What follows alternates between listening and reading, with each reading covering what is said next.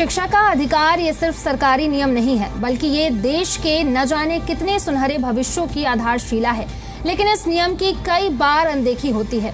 ऐसी ही परेशानी थी गाजियाबाद की रहने वाली महिला की, जो अपने बच्चों के एडमिशन को लेकर परेशान थी। लेकिन जी हेल्पलाइन की टीम उनकी परेशानी दूर करने के लिए पहुंची और कराया बच्ची का एडमिशन।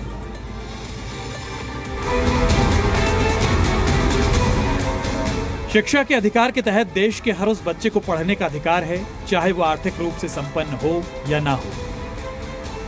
ये अधिकार है कि वो पढ़े लिखे और बेहतर कल बना पाए। इसके लिए हर साल RTE के तहत एडमिशन कराए जाते हैं, लेकिन कई बार इस प्रक्रिया में गलतियों का खामियाजा माता पिता और बच्चों को भुगतना पड़ता है। कुछ ऐसी ही परेशानी थी गाजियाबाद की रहने वाली ज्योति की, जिनकी बेटी का एडमिशन RTE के तहत होना था। लिस्ट में नाम भी आया, लेकिन स्कूल ने एडमिशन देने से मना कर दिया। वजह दी बच्चे के घर का पता दूसरे वार्ड में होना। फरवरी से यहाँ पे आ रही हूँ मैं, तो फरवरी में डॉक्यूमेंट्स जमा कर लिए थे इन लोगों ने, और उसके बाद बोला कि आपका वार्ड में नहीं आता है। मैं उसके बाद BSA सर के पास गई, उन्होंने बोला कि ठीक है देखते हैं 2-4 दिन में हो जाएगा। फिर DM सर के पास गई। 4 अप्रैल का मेरा ADM सर से जो मुझे लेटर मिला है कि बच्चे का एडमिशन ले लीजिए, तो वो मेरे पास है, वो भी मैंने BSA ऑफिस में जमा कर दिया है। उसके बाद BSA ने बोला कि हो जाएगा, अभी 1.5 महीना पूरा हो चुका है। RTE के तहत बच्चे का जिस लिस्ट में नाम आता है उसमें एडमिशन अनिवार्य होता है, लेकिन तब भी ज्योति के केस में नियम का हवाला देते हुए स्कूल इनकार कर रहा था। परेशान होकर ज्योति ने जी हेल्पलाइन से मदद मांगी और हमने शुरू की उनकी समस्या को हल करने की मुहिम। DM सर ने मेरे सामने कॉल किया था BSA सर को, और उनको बोला था कि एडमिशन लिख करा दीजिए इसका बेटी का। उन्होंने कहा ठीक है, मंडे आप आइए ऑफिस में, मैं एडमिशन कराता हूँ। कल मैं गई तो BSA सर चले गए थे। हमारी टीम ने सबसे पहले ज्योति को सुना और फिर पहुंची उस स्कूल में जो कि एडमिशन देने से मना कर रहा था। हम पूछना चाहते थे कि आखिर क्यों स्कूल इनकार कर रहा है। कार साहब, हमें इनसे मिलना है, प्रिंसिपल या एडमिशन कोऑर्डिनेटर हैं संदीप चौहान जी। आइए, एक बार मिलवा दीजिए।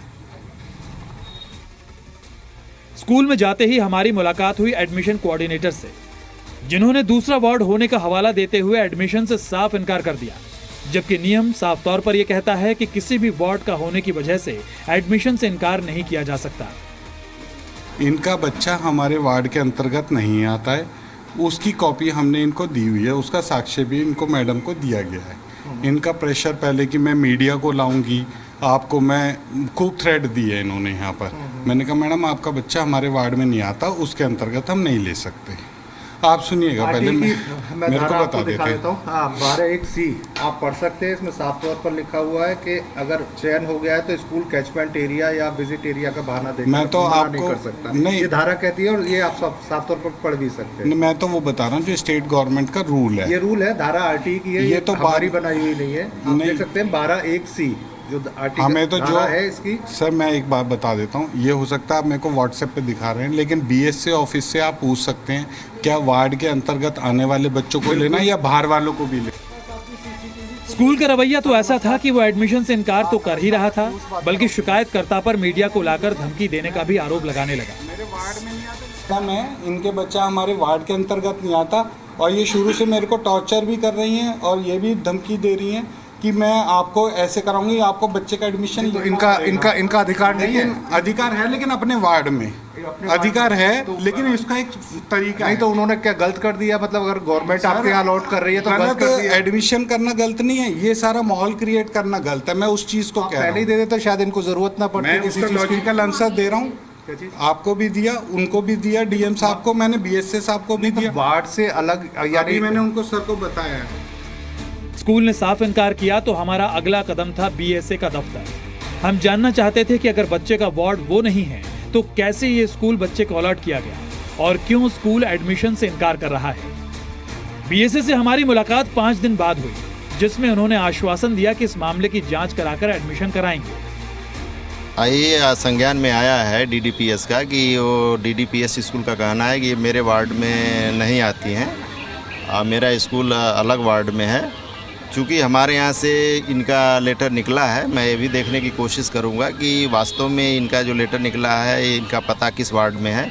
अगर उस वार्ड में होगा तो हम लोग को उसमें एडमिशन कराएंगे, अगर अन्य वार्ड का मामला होगा तो हम अपने ऑफिस को भी देखेंगे कि किन परिस्थितियों में इनका सत्यापन हुआ है। वैसे हम लोग कोशिश करेंगे, DDPS स्कूल से बात करेंगे कि एडमिशन इनका हो। लेकिन हमारी टीम आश्वासन से मानने वाली नहीं थी। हमारी टीम फिर BSA के पास पहुंची और अब BSA खुद हमारे साथ स्कूल से बात करने के लिए चले। नहीं, हम लोग लगातार बात कर रहे हैं, हम खुद चल करके स्कूल से बात करेंगे और बच्ची का एडमिशन कराएंगे। चलिए सर, हम लोग साथ में चलते हैं और देखते हैं फिर स्कूल का जवाब क्या रहता है। स्कूल से जानेंगे कि वो क्यों इनकार कर रहा है और क्यों बच्ची को एडमिशन नहीं दे रहा। हम BSA गाजियाबाद के साथ स्कूल में पहुंचकर बातचीत करेंगे और स्कूल का पक्ष जानने का प्रयास करेंगे। हम BSA और शिकायतकर्ता ज्योति को लेकर उसी स्कूल पहुंचे जहां बच्ची के एडमिशन से इनकार किया जा रहा था। इस बार वहां स्कूल के प्रिंसिपल भी मौजूद थी। BSA ने स्कूल से बात की और बच्ची का एडमिशन करने को कहा, जिसके बाद स्कूल एडमिशन के लिए राजी हो गया। कहाँ कुछ परेशानी थी और किस तरीके से शॉर्ट आउट किया गया?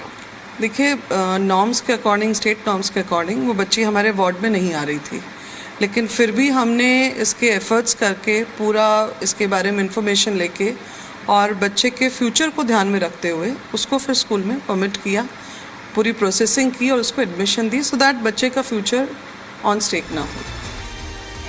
स्कूल एडमिशन के लिए माना तो ज्योति के चेहरे पर भी मुस्कान आ गई।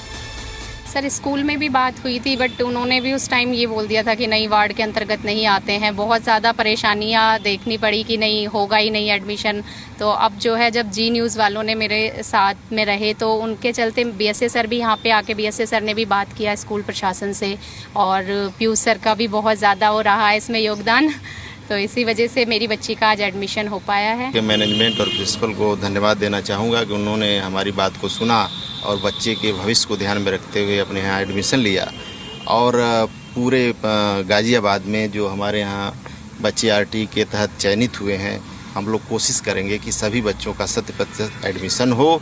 जी हेल्पलाइन की टीम स्कूल के साथ साथ BSA OP यादव का व्यक्तिगत रूप से धन्यवाद करती है कि उन्होंने एक बच्ची के भविष्य को ध्यान में रखते हुए इसके प्रयास किए और सफलतापूर्वक बच्ची को एडमिशन दिलाया। गाजियाबाद से पीयूष गौड़, जी मीडिया।